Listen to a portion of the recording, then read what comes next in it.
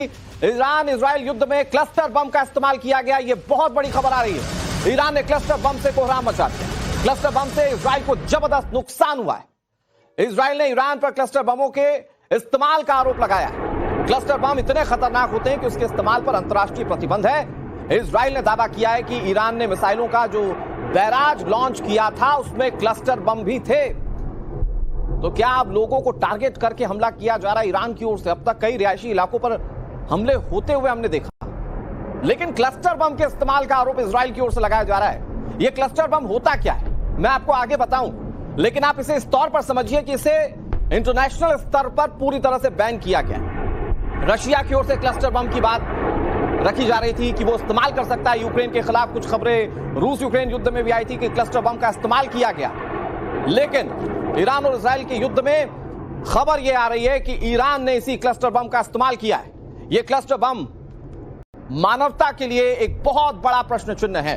तो क्या ईरान अब खुलकर नरसंहार पर उतारू है अगर वो क्लस्टर बम का इस्तेमाल कर रहा है? तो इजराइल यही कह रहा है कि यह बम इस्तेमाल किया गया। अब तक आप तस्वीरें जो देख रहे थे उसमें आपने ये देखा कि कैसे इजराइल की बड़ी बड़ी बिल्डिंग्स खंडहर में तब्दील हो चुकी हैं। अहले सुबह ईरान हमला करना शुरू करता है और उसके बाद इजराइल के कई शहर तबाही की मार झेलते हैं। यह आज की स्थिति है। लेकिन क्लस्टर बम क्या वाकई इस्तेमाल किया जा रहा है? आपको यह बता देते हैं कि क्लस्टर बम क्या होते हैं और ये कितने खतरनाक साबित हो सकते हैं। दरअसल ये बमों का एक कंटेनर होता है। छोटे छोटे बमों को एक साथ क्लब करके अटैक किया जाता है। कंटेनर्स में छोटे छोटे विस्फोट होते हैं। इसका वजन 20 किलोग्राम तक होता है। ये हवा में फटते ही बिखर जाते हैं।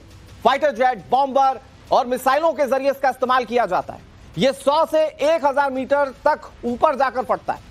दूसरे विश्व युद्ध में पहली बार इसका इस्तेमाल किया गया था, बहुत घातक साबित हुआ था। तब पूरी वर्ल्ड कम्युनिटी ने सोचा था कि इसका इस्तेमाल फिर कभी नहीं होगा, लेकिन इस्तेमाल हो रहा है। तो ये जंग किस दिशा में जा रही है, बहुत बड़ा सवाल है। हमारे साथ दो बेहद खास मेहमान, मैं उनका तारुफ आपसे करा दूं। हमारे साथ कर्नल शैलेंद्र सिंह जुड़े हुए हैं बतौर डिफेंस एक्सपर्ट।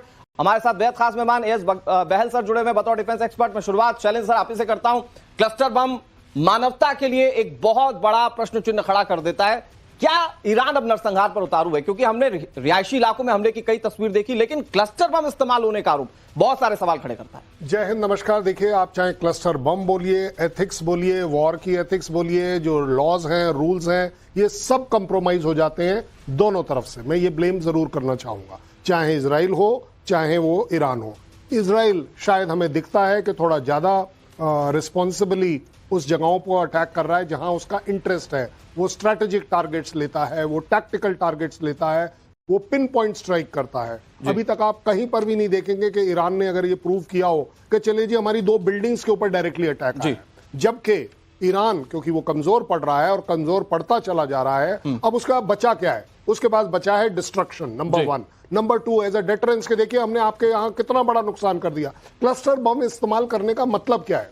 एक सिविल एरिया में, टेल अवीव में ज्यादातर अटैक हो रहे हैं। अगर ये क्लस्टर बॉम्ब मैं अगर हाथ में दिखाने की कोशिश करूं, अगर ये आ रहा है टेल अवीव के ऊपर और टेल अवीव पर आकर इसके अंदर के 10, 20, 30 जो कंटेनर्स हैं वो निकलकर अलग अलग जा रहे हैं, दैट मीन वो अनकंट्रोल्ड जगह पर ज्यादा डैमेज कर रहे हैं। जहां हालांकि क्लस्टर बम लगाए गए थे और बनाए गए थे ये सोच के कि अगर कोई टैंक कंसंट्रेशन है, कोई डंप कंसंट्रेशन है, वहां पर आप करें जहां इकट्ठे आप अटैक कर पाए। बट यहां आप देख रहे हैं कि जब एक सिविल एरिया में आ रहा है, हालांकि मैं इस बात पे अभी भी विश्वास नहीं करूंगा कि ईरान कर रहा है या नहीं कर रहा, बट ये प्रोपेगेंडा होना जरूरी है और ये होता चला आया है। As far as I am concern, cluster bomb इस्तेमाल करना इमोरल है, ह्यूमैनिटी के खिलाफ। ठीक है, बहुत जल्दी से बहल सर, व्हाट्स योर रिएक्शन? आप कैसे देख रहे हैं इसे? क्योंकि क्लस्टर बम अगर इस्तेमाल हो रहा है, जाहिर बात है कि चुप नहीं बैठेगा इजराइल। और अभी तो ईरान कह रहा है कि हमारी तरकश में बहुत सारे तीर हैं।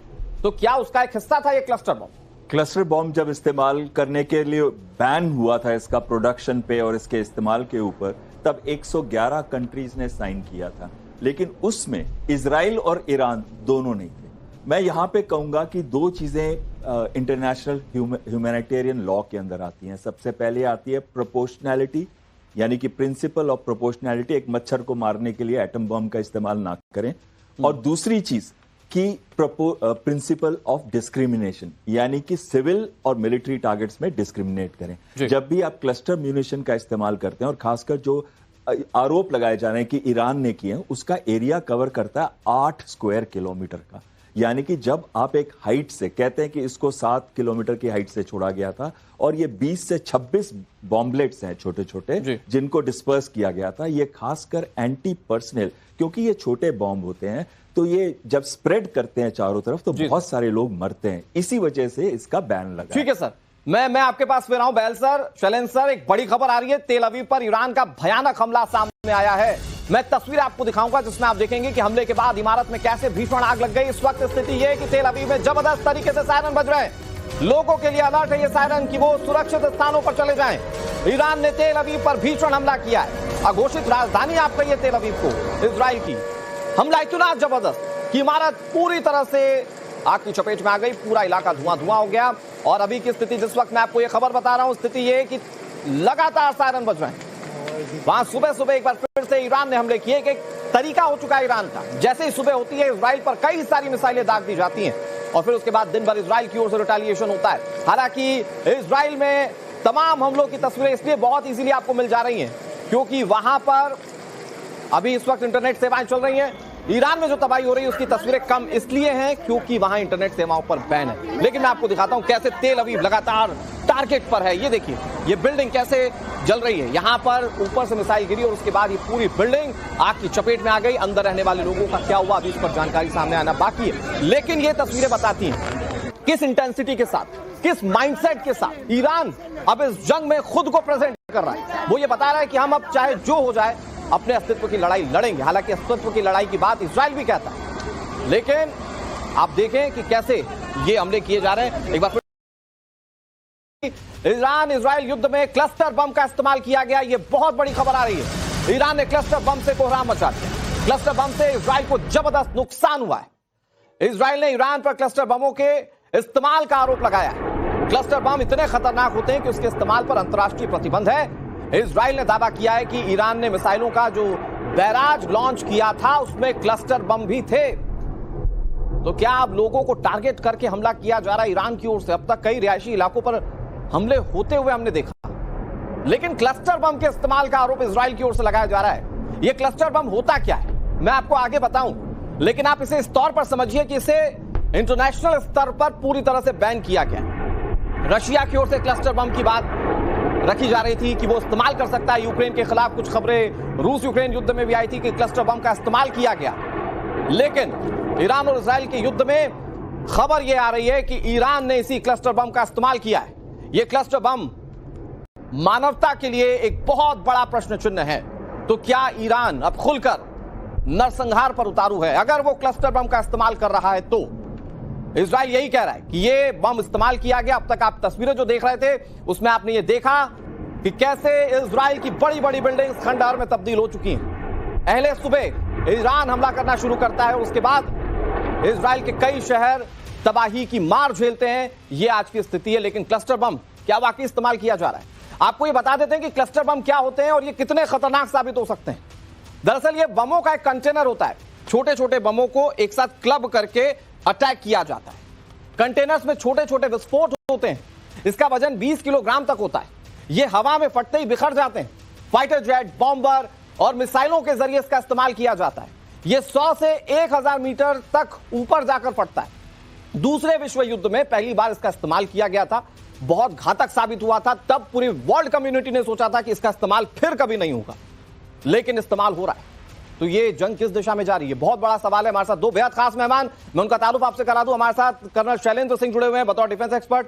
हमारे साथ बेहद खास मेहमान एस बहल सर जुड़े हुए हैं बतौर डिफेंस एक्सपर्ट। मैं शुरुआत शैलेंद्र सर आप ही से करता हूं। क्लस्टर बम मानवता के लिए एक बहुत बड़ा प्रश्न चिन्ह खड़ा कर देता है। क्या ईरान अब नरसंहार पर उतारू है? क्योंकि हमने रिहायशी इलाकों में हमले की कई तस्वीर देखी, लेकिन क्लस्टर बम इस्तेमाल होने का आरोप बहुत सारे सवाल खड़े करता है। जय हिंद, नमस्कार। देखिए, आप चाहे क्लस्टर बम बोलिए, एथिक्स बोलिए, वॉर की एथिक्स बोलिए, जो लॉज हैं, रूल्स हैं, ये सब कंप्रोमाइज हो जाते हैं दोनों तरफ से। मैं ये ब्लेम जरूर करना चाहूंगा, चाहे इजराइल हो चाहे वो ईरान हो। इजराइल शायद हमें दिखता है कि थोड़ा ज्यादा रिस्पॉन्सिबली उस जगहों पर अटैक कर रहा है जहां उसका इंटरेस्ट है। वो स्ट्रैटेजिक टारगेट्स लेता है, वो टैक्टिकल टारगेट्स लेता है, वो पिन पॉइंट स्ट्राइक करता है। अभी तक आप कहीं पर भी नहीं देखेंगे कि ईरान ने अगर ये प्रूव किया हो कि चले जी हमारी 2 बिल्डिंग्स के ऊपर डायरेक्टली अटैक है, जबकि ईरान क्योंकि वो कमजोर पड़ रहा है और कमजोर पड़ता चला जा रहा है, अब उसका बचा क्या है? उसके पास बचा है destruction, number 1। Number 2, as a deterrence के देखिए हमने आपके यहाँ कितना बड़ा नुकसान कर दिया। क्लस्टर बम इस्तेमाल करने का मतलब क्या है? एक सिविल एरिया में, टेल अवीव में ज्यादातर अटैक हो रहे हैं। अगर ये क्लस्टर बम मैं अगर हाथ में दिखाने की कोशिश करूं, अगर ये आ रहा है टेल अवीव के ऊपर और टेल अवीव पर आकर इसके अंदर के 10, 20, 30 जो कंटेनर्स हैं वो निकल कर अलग अलग जा रहे हैं, दैट मीन वो अनकंट्रोल्ड जगह पर ज्यादा डैमेज कर रहे हैं। जहां हालांकि क्लस्टर बम लगाए गए थे और बनाए गए थे ये सोच के कि अगर कोई टैंक कंसंट्रेशन है, कोई डंप कंसंट्रेशन है, वहां पर आप करें जहां इकट्ठे आप अटैक कर पाए। बट यहां आप देख रहे हैं कि जब एक सिविल एरिया में आ रहा है, हालांकि मैं इस बात पे अभी भी विश्वास नहीं करूंगा कि ईरान कर रहा है या नहीं कर रहा, बट ये प्रोपेगेंडा होना जरूरी है और ये होता चला आया।